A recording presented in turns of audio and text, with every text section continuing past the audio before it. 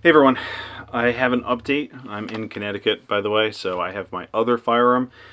If you're in Connecticut, you have a portal on the DESPP website.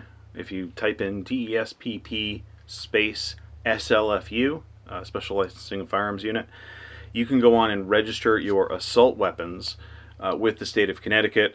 You can log on to their portal. They have a like you just type in your information and then they have every firearm that you own on record in there, and you can submit your forms and everything, get them registered for assault weapons. I have not heard of anyone who has received an assault weapon back from the state of Connecticut as an assault weapon certificate. I don't even know if they're processing them yet. I'm recording this video at the end of 2023. But who knows? But anyway, this is an other that was, I went through the whole Form 1 everything. I've also submitted it with the state of Connecticut. I think it's ridiculous. I went through this process back in 2013 with some other firearms as well. It's painless, but we shouldn't have to do it. That being said, I have a new accessory, which I shouldn't even have had to have waited 165 days for this, because it's hearing protection, and that is a suppressor. Yay! This is my first suppressor, and to be fully honest, I haven't even shot it yet. Just with the Christmas season coming up and everything, I just got this less than a week ago, and I have not had the opportunity, because I've got young kids and everything, to get to the range. So that's how it goes. This is the Diligent Defense Enticer S. So they're stainless steel can, 30 caliber rated. It is I think, a good can. It was really well reviewed. And there we go. It's kind of a standard size suppressor can. The reason I got this, and I know a lot of people in the know recommend not to get a kind of do-all can, but I wanted to start with a 30 caliber can. I'm not going to be shooting a ton, period. I don't shoot a lot. I don't have a high round count through my firearms, so I'm okay using a 30 caliber can. 5.56, which this gun is chambered in, it's just going to cut the edge off anyway. So I'm interested to see how well it does. I will absolutely view that for you guys and put it on when I have a chance to go to the range, which probably won't be for at least a couple of weeks. But I wanted to do a quick video on it, and I'm looking around for my tape measure. There we go. So this can, right, and everything's loose on here. I have not Loctited or rock set anything down. Oh, I don't know if I can show that. It's the removal of the Keymo adapter from the back. So bare can to front cap. This thing is 6 3/4 inches long. Girthy boy. Actually, I'll give you a measurement on that. 1.5 inches. Thereabouts. OD. Keymo adapter on the back. I am going to be testing and then maybe changing out the Keymo adapter for a Reardon Atlas titanium mount on the back, and then changing out my muzzle devices, possibly my I have the Keymo flash hider on here, the full-size one, and it is loose. I would be surprised if I can't get it off. There, just with, no, I can't get it. I have this on right now. It was rock set in, but because I'm going to be trying the Atlas one, I released the rock set last night, so we'll see what that looks like when I try to install this thing and then take it off. Anyway, this is a 12.5-inch barreled other firearm, and just so you know, I can't show this, but you can listen.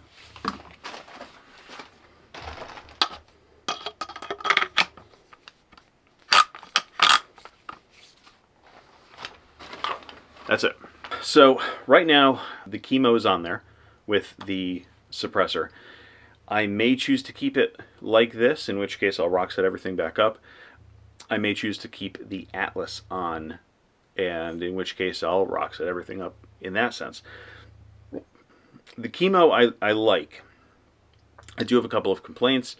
I will get into those in a direct comparison video with the Atlas when I have a chance to film that. Probably before I even get a chance to go to the range. But I just wanted to give you guys a heads up on this.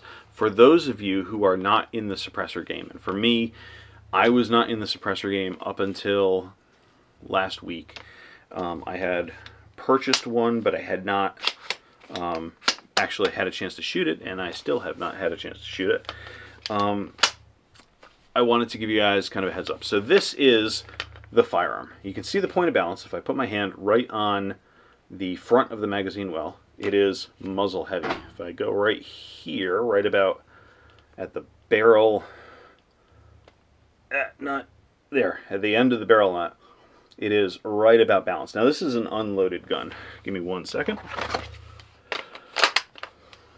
This is with a full magazine, and you can see it's still muzzle heavy right in front of that magazine well.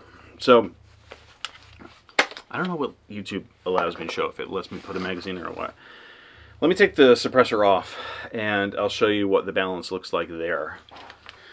This is what I was talking about, by the way. That's the muzzle device spinning. You really have to rock set it in place. But conveniently I have a set of wrenches. Success. So the Keymo is supposed to be a QD mount. I will say there's been a lot of discussion about Keymo and how it fails and all that, and how it can fail and give you incorrect lockup. I'm not sure if I actually believe that is anything other than user error. I've tried to reverse engineer this, and it's pretty simple, but it looks like as long as you get it situated on the front locking surface and your locking ring has room to grab on the back, it doesn't lock up. Like, so for example, there, if I were to put it on now with the locking ring forward, it wouldn't get a full lockup on the gun. If I open that locking ring up like you would have it if you removed your suppressor from the gun, it will get a full lockup. Also, once you put it on, you can kind of test it. It's not like it's a big deal. But anyway, the thing that I wanted to show was the balance. So here it is, hand in the same place, right in front of that magazine well. I'm kind of holding it in place with a sling. You can see it's stock heavy at this point. When I put in a magazine, it is still stock heavy. So this, as an other, is a really nice package for moving around. It is the right amount, in my opinion, of barrel to give you ballistic effect, but it's also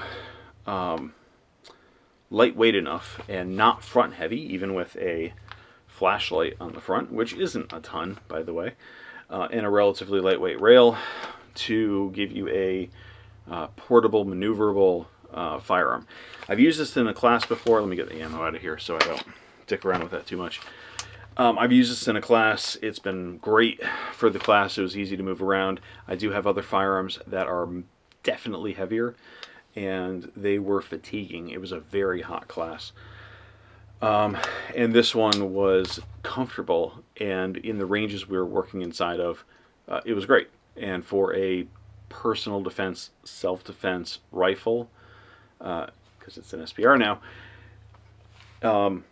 I'm happy with this size, 12.5, 14.5, 16. I think that's a solid size for a firearm. Going back to the suppressor, I'll give you guys some B-roll in a second. But this thing is really cool, and I can't wait to get to the range. The front cap is replaceable with Dead Air caps for their Sandman and Nomad series, which is kind of cool. I can get a 223 end cap with it, like their flash hiding end cap. I have not done that. This comes with a 30 caliber end cap, and it has kind of natural flash hiders on there. Also, I don't do any night vision work, so I'm not particularly worried about that. I do want to see how this responds to getting warm. It is not full auto rated, but I don't have any full auto guns, so that's fine with me. Also, I will eventually get a 30 caliber rifle that I can use for hunting or kind of a fun carbine type gun. I'm stuck between either a 30-30 lever action with like the Marlin Dark series, or a 308 bolt gun like the Ruger Gunsight Scout or the Ruger American or something, or the Savage Model 10 or 11, I can't remember. But anyway, I'm looking at a gun along those lines that is a relatively short package, so 20-inch barrel or shorter, preferably closer to the 16-inch range, with a threaded barrel that I can add a suppressor onto. Let me show you one other rifle with this on it and compare it to another rifle you guys might know as kind of a piece of comparison, point of comparison.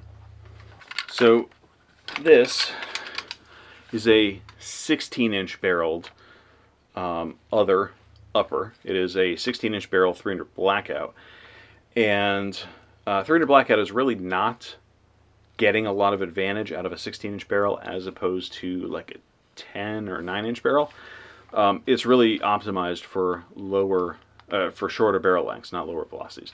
It's optimized for shorter barrel lengths. Subsonic ammo, this doesn't do anything to help me compared to a 9-inch barrel, because subsonic is subsonic.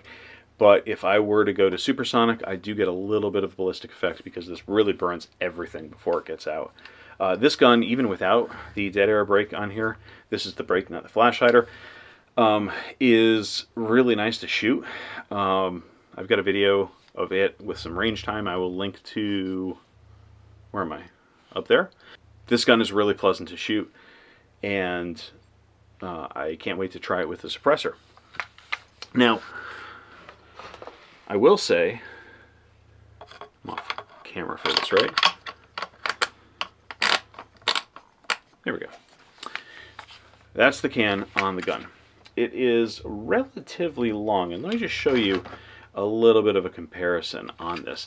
Now, this actually, the 16-inch barrel with the heavier profile of the 300 Blackout and already kind of being a little forward, my hand stop, a vertical hand grip, is further forward than on the 12.5-inch gun. This is plenty comfortable. I like this quite a bit. So, it is not CQB worthy. If this is something I was actually going to use for self-defense, I would absolutely want to get a K-can, and I would want to get a shorter mount. But let me show you this in comparison to a 20-inch AR. So this is a 20-inch barreled AR-15 rifle length gas system, and you can see it's standing on the table right now with an A2 flash hider. So this is about the shortest you can get with still having a muzzle device on the gun. And let me take the 16-inch barreled AR with a suppressor and a Dead Air mount, standard size suppressor, 6 and, what did I say, 3/4 inch. And you can see that it's longer than a 20-inch gun. So if you were going to be clearing a house, you might as well do it like a Marine with a 20-inch gun and just deal with it. 300 Blackout, especially out of a 16-inch barrel, is a bit of a vibe. So, you do you. Anyway, just want to give you guys a quick update on how things are going. I have not had a lot of time to do much of anything. The nice thing about a suppressor is you pay for it, and I paid for it 165 days ago, or 165 days before I picked it up, that is. I had a relatively quick turnaround. I have a friend who bought a suppressor at the same gun store the same day. This is my first can. He already has a couple, and he's still waiting on his. So we'll see if it comes through the system kind of in quick succession. ATF is doing what ATF does. It is a shame that you have to wait so long to get hearing protection. So I'm really looking forward to taking this to the range. Like, I'm so excited, but I am a responsible individual who has other things that are important to me, like getting a family of young kids ready for Christmas and the holidays, and wrapping stuff up at work before I go on break because I'm taking some time off, and yeah, all that. So anyway, stay safe, guys. Have a great holiday. I hope your rights are maintained, if not increased, throughout the holiday, through this time. Get out there, shoot safely if you're going to go to the range or whatever. And then remember that not everything is down to bullets and lead. You know, you have a community to build. Be good to your neighbors, and they can do way more than bullets out of a gun. Also, ammo prices are through the roof, and they're not coming back down, guys. I'm sorry about that. I have no control over that.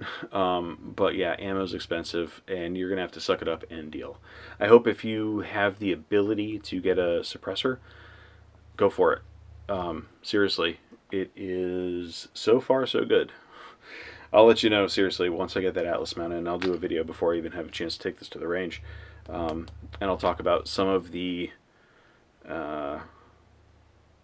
initial impressions, I'll call it, not a review, of the Atlas versus the Keymo. See you guys. Also, in case you're wondering, I live in the Northeast. The line of sight that I have at any given time is like 200 yards if you're lucky. So I almost exclusively run red dots on my firearm. So this is the HS503G ACSS, which has the primary arms ACSS reticle in it, which is really cool. My go-to gun has the Holosun 503GU circle dot, and I keep this on dot only. It's just more intuitive for me. I've used the circle aiming sight on here, but just having a bright dot that you put on target, I've tried it at the range. I prefer the dot only for this gun specifically. I have other, like I said, more complex reticles below, but this is a pretty good option. When I get something like a 308 or a larger caliber rifle that has the ability to put effective rounds at 500, 800 yards, whatever we're talking, then I will definitely get a higher magnification scope. But don't feel like you need to get the best do-everything scope for your AR that is a home defense gun. Just throw something on there that's good for you.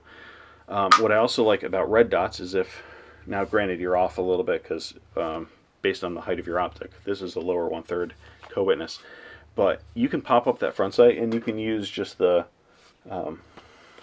round optic window if your dot goes out with that front sight and get pretty damn close at 0 to 25 yards. You're not going to be able to have pinpoint accuracy, but it's pretty good. Anyway, guys, stay safe. I'll see ya.